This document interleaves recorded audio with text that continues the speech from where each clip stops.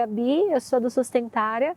De formação, eu sou nutricionista, sou mestra em ciências e o meu objeto de pesquisa foi o cozinhar. Por um grupo de mulheres agricultoras urbanas da zona leste da cidade de São Paulo, que são as mulheres do GAL. O USP Sustentabilidade ele tem um ano, né? Tem o mutirão, que é toda quinta-feira, tem as oficinas, que é uma vez por mês. Eu, a Lali, a Ana Maria, que é uma outra pesquisadora do Sustentária, a professora Aline e Dirce, que são as coordenadoras, a gente enviou para uma conferência de Harvard o trabalho que a gente desenvolve aqui e foi aceito. Então a gente conseguiu apresentar numa conferência num nível amplo, né, para várias pessoas conhecerem o projeto, e todo mundo achou muito incrível como que a gente consegue fazer com poucos recursos, né? Porque pensando, a gente faz muito, a gente faz ao ar livre, a gente tenta buscar sempre fazer coisas bem acessíveis, então teve um reconhecimento bem legal. E a gente também, né, desenvolveu junto com a Lali, com a Ana, uma receita de muqueca de coração de bananeira, que é uma punk, e foi um dos 8 vídeos que foram finalistas para a premiação da conferência. A gente foi o único representante do Brasil e, se eu não me engano, o único representante da América Latina. Então, só para compartilhar, porque a oficina todo mundo faz parte, né? Então, se a gente conseguiu levar para uma conferência assim, é porque teve a participação das pessoas e as pessoas engajaram com a gente. E aí, para começar, né, essa é a última oficina do ano, então eu queria agradecer a presença de todos vocês. A gente fez cerca de 6 ou 7, né, Lu, oficinas ao longo do ano. Então, pensando em qual temática, né, a gente podia trazer para a última oficina, a gente pensou em trazer um tema mais amplo que conseguisse abarcar todas as temáticas que a gente trabalhou. Então hoje a gente vai comentar sobre alimentação e biodiversidade, e a receita que a gente vai preparar, acho que é bom até porque já fica uma receita para o final de ano, que é um cuscuz, que é um prato que costuma ter mais nessa época, né, e que eu acho que é um prato que, quando fala em biodiversidade, acho que ele visualmente e até pelos ingredientes que ele tem, ele representa isso, né, da biodiversidade, porque o cuscuz ele é sempre colorido, ele tem vários ingredientes, não é sempre os mesmos ingredientes que o cuscuz tem, e biodiversidade é isso, né? Cor, a diversidade, a variedade, cada época do ano ser uma coisa diferente, a gente respeitar os ciclos da natureza, e eu acho que a receita do cuscuz traz muito isso. Me chamo Márcia, eu moro num bairro aqui vizinho da USP, e eu venho toda quinta-feira aqui no mutirão, sou comunidade externa. Comecei nessa história de hortas participando da horta escolar, da compostagem na escola. E aí fui de horta em horta procurando aprender. Então, ultimamente aqui é onde eu mais frequento, que é para quando eu poder voltar para a escola e eu poder aplicar as coisas que eu venho aprendendo aqui. Meu nome é Ana Paula, eu também frequento aqui o mutirão de horta. Eu sou formada em letras aqui pela USP, eu já estou como professora, né, da rede pública, mas no atual momento eu estou na maternagem. Bom, eu passei os 2 anos da pandemia morando num bairro rural, em Miracatu, onde eu, né, tive mais proximidade assim, né, com a coisa da natureza, né? Eu sou nutricionista, meu nome é Luciane. Sou chefe da ecogastronomia, trabalho com o aproveitamento total integral do alimento, sou especialista em punks, mas o meu mote é levar a biodiversidade e o que é nativo dos biomas, né, colocar na rota. Bom, meu nome é Vera, eu sou nutricionista também, já estou aposentada, fiz um mestrado aqui na USP. E assim, eu acho que a gente, pelo menos a minha geração de nutricionistas, a gente buscou muito ser muito acadêmica, aquela teoria, e conquistar nosso espaço para nos colocar como profissionais no mercado. Porque quando eu me formei, o pessoal fala, pô, mas você vai fazer uma faculdade para ser uma cozinheira de luxo? Sim. Mudou. Aí agora que eu me aposentei, eu gosto muito de cozinhar. Aí eu falei, não, eu vou reaprender muitas coisas. Aí eu comecei a fazer compostagem, aí depois eu fui buscando e até que eu cheguei aqui, porque além da compostagem, exatamente, né, essa troca, conhecer pessoas que estão buscando, né, essa outra visão da nutrição. Sim. E eu acho que eu encontrei um lugar que realmente eu estava buscando, que é exatamente aprender, reaprender. Olá, eu sou o Michel, eu trabalho aqui na prefeitura da USP E há uns 6 meses atrás, minha chefe permitiu que eu, às quintas, participasse aqui da horta, né? Faz um tempo que eu tenho começado a me interessar assim, pelas questões da natureza, assim, e tem sido muito bom. Tudo que tem a ver com isso eu tenho procurado aprender. Meu nome é Larissa, agora sou aluna do mestrado da FSP, né? Com a professora Lili. Fiz nutrição, gastronomia, trabalho há 10 anos com educação alimentar e nutricional, especialmente em redes do SESC. A oficina de hoje traz muito o que a gente tem no interior, assim. Então eu espero estar sempre aqui mesmo, nessa tranquilidade, em contato com a natureza, podendo colher o próprio alimento, mesmo estando em São Paulo. Boa tarde, meu nome é Luísa, eu sou aluna da graduação de nutrição na Faculdade de Saúde Pública aqui da USP.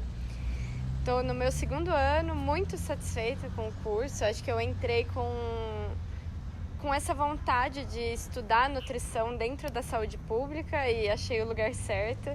E me identifiquei mais ainda, porque eu sempre me interessei muito por cozinhar, por toda a questão da saudabilidade, estando em conjunto com a sustentabilidade, e aqui eu me identifico muito com isso. Então, eu estou na organização das oficinas com a Gabi, do USP Sustentabilidade, e é um prazer estar aqui. Achei muito interessante, né, isso que vocês falaram né, de quando a Nutri vai mais pro cozinhar, é como, nossa, parece que a gente está jogando nossa faculdade fora, né, nosso diploma fora. Eu lembro quando eu comentava do meu mestrado para as pessoas falavam assim, que fofo, sabe, que bonitinho, como se fosse, sei lá, como se não tivesse uma potência por trás.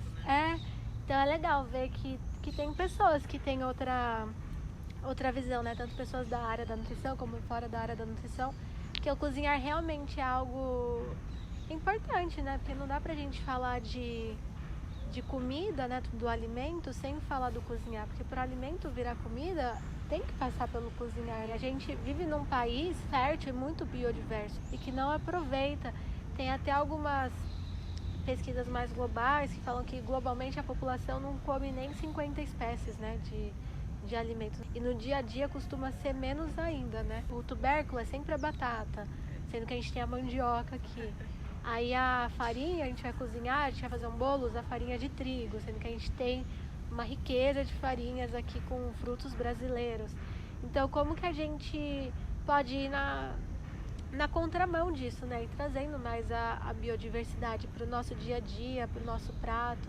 Eu acho que as próprias punk, né? É muito isso, da gente trazer a biodiversidade. Inclusive, as punks são as plantas alimentícias não convencionais e o intuito é que as punks deixem de ser punk e virem convencionais na nossa alimentação. Mas esse movimento tem acontecido, né? Mas tá a passos mais lentos, mas tem acontecido. Mas também o que a gente observa é que tem acontecido o reverso, né? Então tem alimentos que são tradicionais nossos e que estão começando a ser não convencionais. Em algumas feiras já vê uma oferta bem menor, que nem de quiabo, que são alimentos mais rejeitados assim pela população em geral. Então quiabo, o jiló, então vários alimentos que eram que a gente for um pouquinho atrás assim na geração dos nossos pais ainda eram convencionais, já estão tipo a um passo de entrar na categoria de punk, porque eles estão deixando de ser consumidos. Então é todo um trabalho muito complexo, né, que a gente tem que fazer, porque não é só falar sobre as punk, é mostrar também onde que eu posso pegar essas punk, né? Se eu for ter em casa, como que eu posso cuidar dessas punk? Então, pro ano que vem, até dando um spoiler, a gente quer trazer mais dessas coisas práticas. E na receita de hoje a gente trouxe o cuscuz, porque ele tem essa cara de biodiversidade, porque a gente conseguiu colocar todos os temas da oficina numa receita só. Então, ele tem a farinha de milho, que é o mais tradicional de ter no cuscuz, mas esse ele usa farinha de mandioca. Então, ele tem punk na receita também, que é um cuscuz que vai ora pro nobis.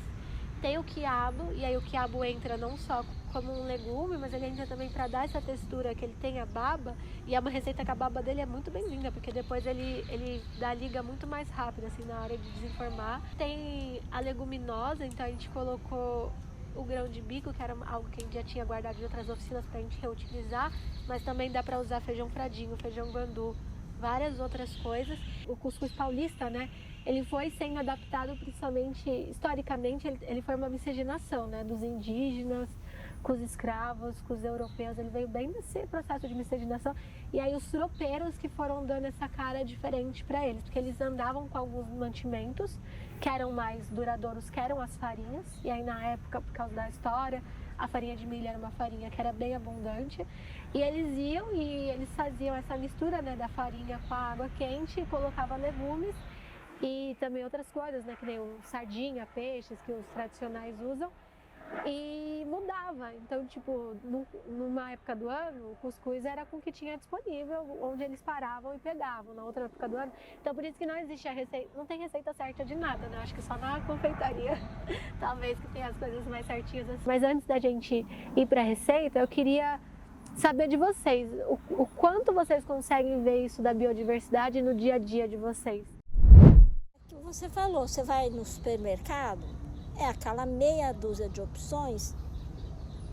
Você vai fazer uma dieta, a pessoa fala assim, putz, mas não tem gosto de nada. Claro que a pessoa não vai comer. A pessoa come porque é gostoso. Ela pode até pensar, não, eu tenho que fazer uma dieta que meu colesterol tá alto. Ok, mas a hora que dá uma baixadinha, ela não vai comer mais, porque a comida é ruim. Sinto muito, a comida tem que ser gostosa. Precisa ser atrativa, né? A gente participou do Mesa São Paulo esse ano e o pessoal do Banana Verde, de comida, né, vegetariana, fizeram um cuscuz, eu nunca tinha comido. Foi o do Capim Santo, não foi? Capim Santo, desculpa. A morena. Capim Santo, O cuscuz, ao invés da farinha de milho, eles usaram o bagaço do milho. Que é maravilhoso. Eu nunca tinha comido O bagaço é comestível. E aí ele triturou, ele assou, né, Gabi? Ele seca e tritura. E virou uma farinha. Aí aquele bagaço cheio de fibra, mas Sim. eu falei, gente, isso não deve ser bom. Fiquei só assim na plateia. Ai meu Deus, isso não deve ser bom assim, um sabor, né? Sim. E aí eu falei, nossa, que delícia isso aí. Aí, como que a gente dividiu para vocês conseguirem pôr a mão na massa, né? A gente trouxe, acho que o principal ingrediente do cuscuz paulista são os legumes, né? A gente estava falando muito do acesso, né, na nossa fala, e não é todo mundo que acha fácil a oropronobis, o quiabo, esses ingredientes. Então, metade dos ingredientes a gente colocou ingredientes que são mais fáceis de achar na geladeira, que às vezes a gente pega para refogar, pica, e aí, que nem esses mesmo, eles estavam assim na geladeira, sabe? Parte de uma abobrinha, a cenoura que estava sobrando da feira da semana passada.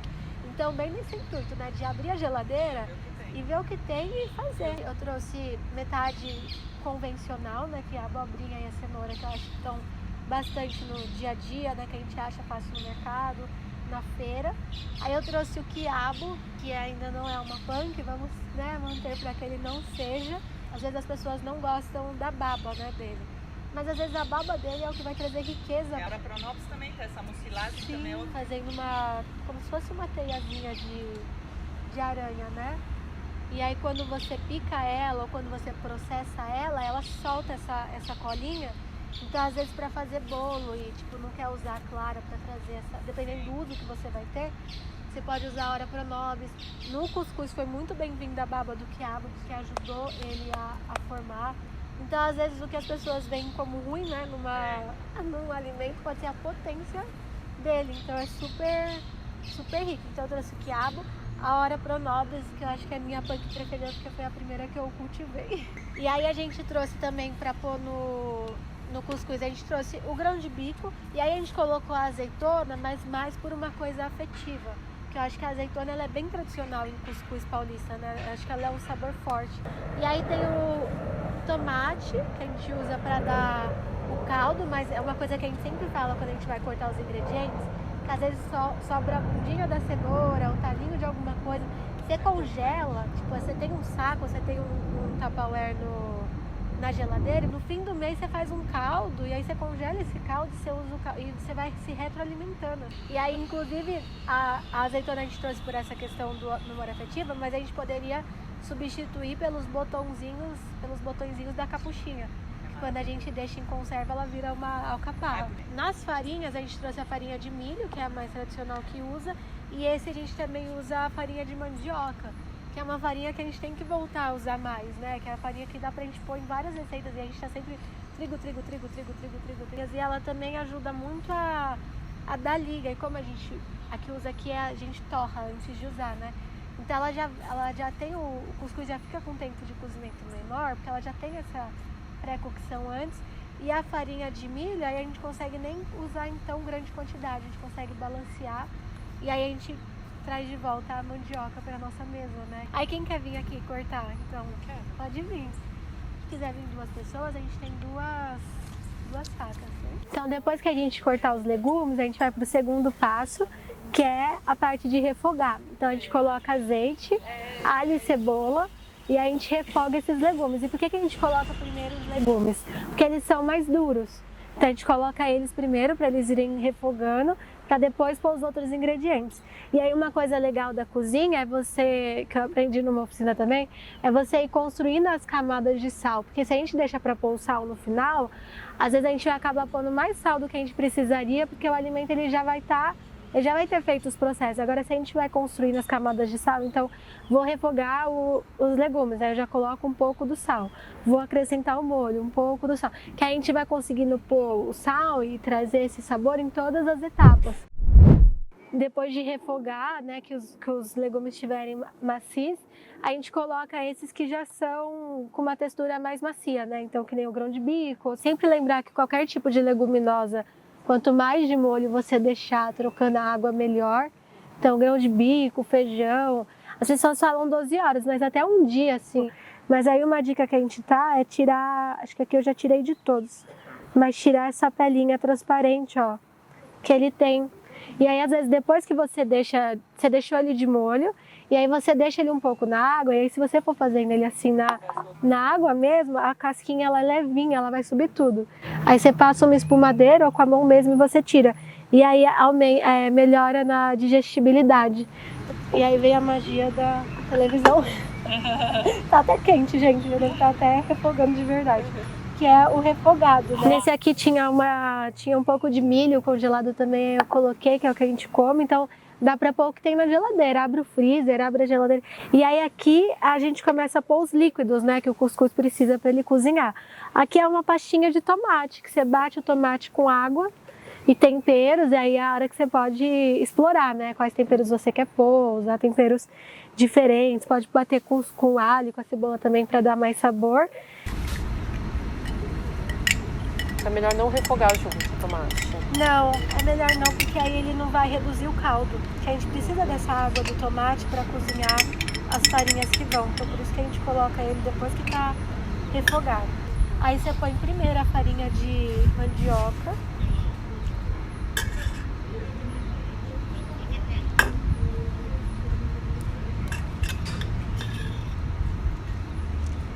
E aí você vai pondo.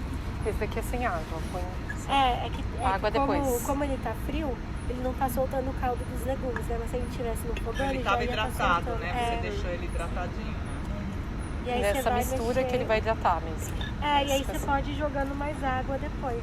Mas aí ele vai ficando molhadinho e aí você vai sentindo a necessidade. Aí é meio que nem brigadeiro e todas as receitas de vó, desgrudou do fundo da panela, está pronto. E ele cozinha super rápido, assim, eu acho que como a gente já deixa as coisas um pouco hidratadas, em 3 minutos ele já tá pronto. Ele vai ficar nessa textura aqui, ó. Dá pra você pôr em bolzinhos assim, fazer versões individuais. Aí você unta com um pouco de azeite e consegue fazer os individuais. E o legal do cuscuz é decorar, né? Eu acho muito bonito as decorações que fazem. Aí se você for fazer em forma que vira, você tem que pôr a decoração embaixo da forma. Então as pessoas colocam rodela de cebola, de tomate, ou ovo cozido. Fica lindo. Como a gente fez no refratário que não ia virar, a gente decorou em cima. Que aí a gente decorou com a Ora Pronobis e com a capuchinha. A gente sugere que experimente com o mel de jataí, que é uma abelha sem ferrão. Até porque pra gente entender um pouco do que tá por trás dos meles das abelhas sem ferrão, porque não é aquele mel doce e viscoso, ele é bem líquido e ele tem alguns que são ácidos, mas ele é muito usado em preparações salgadas mesmo. Queria agradecer, gente, a participação de todos vocês. Fico muito feliz quando eu vejo as pessoas conversando entre si, né? Porque é tão legal a gente conhecer gente nova, né? E olha o tanto que a gente aprendeu hoje conversando. Eu acho que essa é a riqueza das oficinas. Estou muito feliz da gente estar concluindo o ciclo de oficinas desse ano. Acho que foi uma finalização bem legal e gostosa, né? E agradecer a presença de todos vocês e aproveitar que está gravando, agradecer a presença de todos que já participaram, né? E também da coordenação da professora Aline Martins, da professora Dirce, que são professoras assim que eu acho importante da gente fazer essa fala de agradecimento, que elas são professoras que estimulam que a gente seja criativo. A gente vem com umas ideias assim, tipo, tô pensando em fazer isso. Elas, não, vamos lá, se der certo, legal, se não der, a gente aprimora, sabe? Se o USP Sustentabilidade tá crescendo como tá, é porque eles são diferentes nisso, sabe? De acreditar no diferente, de acreditar na criatividade e sair da caixinha da academia, né? Então é legal que no USP Sustentabilidade, são coisas simples, mas eu fico feliz quando eu vejo alguém chegando e que a pessoa tem uma entrada facilitada, sabe? Que não é aquela dificuldade da pessoa conseguir estar aqui dentro. E agradecer vocês pela troca e agradecer essas oficinas que eu acho que eu cresci muito, assim, como pessoa, conheci pessoas muito especiais e queria agradecer a todo mundo.